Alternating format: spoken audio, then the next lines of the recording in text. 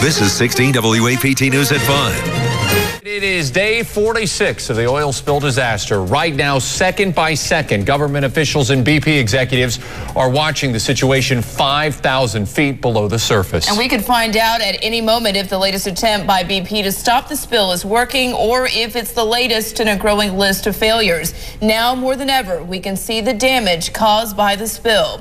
President Obama today visited the Louisiana coast for the third time since the oil started leaking. And as ABC's John Hendren reports, the president didn't pull any punches when it came to BP. In ABC News, Pensacola Beach, Florida. Now today, President Obama also criticized BP for spending millions of dollars on commercial ads, apologizing to the public. He added that BP has the legal and moral obligation to compensate local businesses and governments that have been affected by the spill.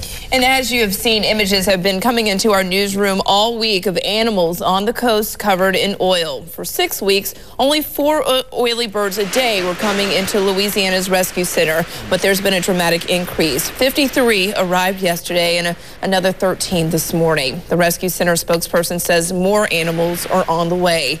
There's also an animal cleanup in Alabama. Now, Jackson Zoo's director of animals has been down there this week helping scrub those oil-covered animals. The oil has already killed off sensitive marshlands in Louisiana. And as if it couldn't get any worse, globs of oil are rolling up on the beaches of the Florida Panhandle. Oil that has already affected Louisiana, Mississippi, and Alabama has been drifting steadily toward the Sunshine State. The National Oceanic and Atmospheric Administration believes the oil will be onshore as far east as Destin by tomorrow afternoon. There's that picture again. This is not good news for the region's tourism industry. This morning, many beach lovers took the cleanup into their own hands. We've called their Some of those oil blobs are as small as pennies, while others are the size of softballs. Images are amazing. Well, the man once accused of killing Clinton native Natalee Holloway is on his way to Peru tonight. Authorities extradited Joran Vandersloot on charges he killed a 21-year-old woman in his hotel room in Peru. Now, he was found and arrested in Chile Thursday. Police across South America were searching for the murder suspect after a warrant was issued for his arrest. Now, in Peru, there is no death penalty, but he could face a lengthy prison sentence. 20 years, 30 years. Now, besides the murder charges in Peru, Vandersloot is also facing charges in Alabama tonight for allegedly trying to extort $250,000 in return for giving the location of Holloway's body. The killing happened exactly 5 years after the disappearance of Natalee Holloway during her high school trip to Aruba. Now Holloway's uncle wants her case reopened. Well, 5 people, including 2 children, are dead after a 3-car crash in Marion County. The Mississippi Highway Patrol says a pickup truck rear-ended another truck and then veered off into oncoming traffic. Officials say the truck hit a Pearl River Valley Electric Power Association truck head-on. The crash happened on Highway 35 yesterday afternoon. 3 adults, 2-year-old and a 9-year-old died. The cause of the accident remains under investigation.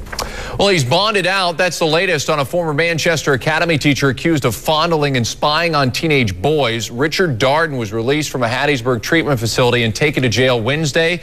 He bonded out last night at 6 o'clock.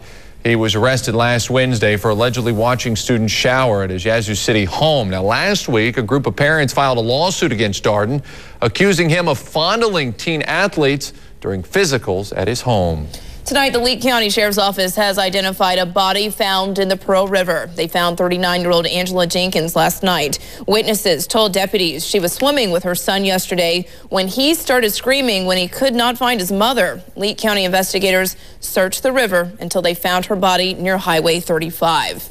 If you live near the reservoir, you may have heard some loud blasts today. The oil company, Denbury Resources, restarted seismic testing today. It's looking for carbon dioxide. You can see these white buoys and the watermark where the company is blasting. The group conducted similar testing last year. So if you live along the res or the Pearl River floodplain, you may hear that blasting. Well, last year, the Pearl River Water Supply District said neighbors should not feel the blasting since the explosions are 80 feet below the bottom of the reservoir. A geologist with Denbury told us the blasts are too deep under the reservoir to cause property damage. So we've all heard the jokes about school cafeteria food. If First Lady Michelle Obama has anything to do with it, those meals could be better than what you get at the finest restaurants. Yeah, the First Lady and the White House assistant chef, who is from Mississippi, invited America's top chefs to the White House today and issued a special challenge. 16 WAPT's Sally Kidd is in Washington tonight with the story. Sally.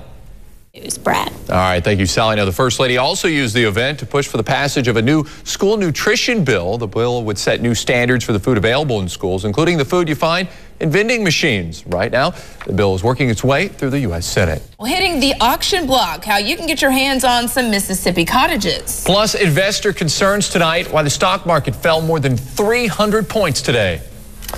It's possible. It's simple. Yeah. It's going to be hot. All right. Thank you, David. Well, today about 350 Mississippi cottages hit the auction block today. FEMA cottages were auctioned off in Perkinston all day. Yeah, you're looking at some video of some of the cottages that were staged in Canton. All of the cottages are one bedrooms with front porches. Proceeds from today's auctions will be used to help Hurricane Katrina survivors who are still living in FEMA-provided homes. Now, we're still waiting to hear back to find out exactly how many were sold and how much money was raised. Well, after half a century of flying astronauts into space, NASA's making room for other companies to hit the skies. We'll tell you who made their first attempt today. Plus, a dolphin washes ashore on a New York beach. How this rescue mission ends. You're watching 16 WAPT News at 5. Of flying astronauts into space, NASA is hoping commercial companies will soon be able to do it themselves. 3, 2, 1. Stage 1. This afternoon, Falcon 9 lifted off into space. This is NASA's first attempt to launch a private rocket. In the middle of next year, the space shuttle is expected to retire. That's why today's liftoff is a big deal. If commercial companies could take over space deliveries, it'll free up NASA's money and make it cheaper to get astronauts there. Well, that umpire who blew that infamous call in Detroit says he's impressed with all the support he's received. Jim Joyce says a bad situation has turned into a good one after he got the call wrong on what would have been the final out for Armando Galarrago's perfect game. Joyce says he's received support from the Tigers, the Indians, Major League Baseball, and Detroit fans, and even Galarrago, who you see right there. Because he admitted the mistake. Yeah. Well, 2 people are seriously injured after they crashed into a Walmart. It happened this morning in North Carolina. Here's a look at the disturbing scene. Police say a man and a woman were in this SUV, actually had to be airlifted to the hospital. Witnesses told police the SUV hit 2 other vehicles in the Walmart store parking lot before slamming into the store. Fortunately, no other injuries were reported. Well, it's one of the last things you want to see when you look in your backyard. A bear in a tree. Well, it happened last night in a Wisconsin family's backyard. The Department of Natural Resources and the Dane County Sheriff's Office cleared the area and waited for the bear to leave on its own. They said the bear didn't appear to be a threat to anyone, so they decided just to leave it alone. Let the bear do its own bear things. Cute to look at it from a distance, that's for sure. Hey, you got to take a look at this, too. An unexpected visitor popped up on West Gilgo Beach in the New York area. You're looking at emergency crews helping out a 5-foot dolphin that washed ashore. And as you can see, they are not trying to get that dolphin back in the water. They actually kept the animal wet so they could take it to a nearby marine research center so it could be evaluated. Hope the dolphin's going to be okay. Well, after the break, McDonald's issues a massive recall why you and your child could be in danger. Stay with us. You're watching 16 WAPT News at 5. Well, if your kids brought these home, the Consumer Product Safety Commission says you need to take them back. McDonald's recalled 12 million Shrek glasses after cadmium was discovered in the painting design. Cadmium can cause diarrhea, stomach pains, and severe vomiting. It can also lead to infertility and cancer. McDonald's is planning to post instructions on its website next week about refunds. All right, from something that's not so good to something that's really good. You may not even know it, but today is actually one of my favorite national holidays. It's National Donut Day. Yeah. In honor of the special holiday, Krispy Kreme and Dunkin' Donuts are actually handing out free donuts until close. So it makes you want to stop by there on your way home from work tonight. Not too bad.